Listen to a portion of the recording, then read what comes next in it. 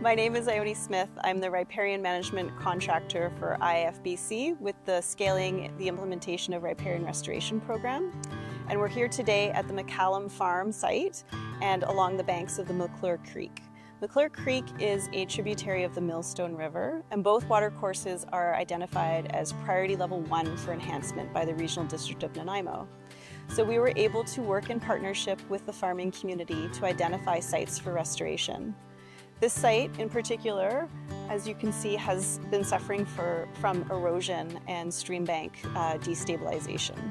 There has been some undercutting by the creek during the high stream flow season in the winter, which has caused the original fencing to fall.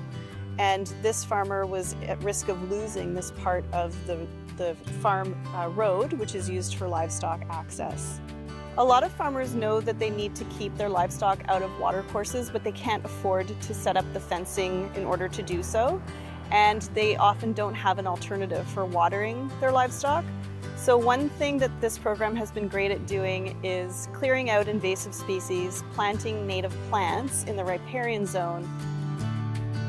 So some of the challenges with this site is that it is used for livestock grazing, not consistently or day after day, but the farm site is used definitely intermittently for grazing. So we needed to put up some temporary fencing to keep livestock out of the new plantings. So it's been an extremely hot and dry summer, and that poses challenges for the plants that have been trying to be established to gain deep rooting. And so we've had to have extra labor come and ensure that the watering is conducted on a more frequent basis.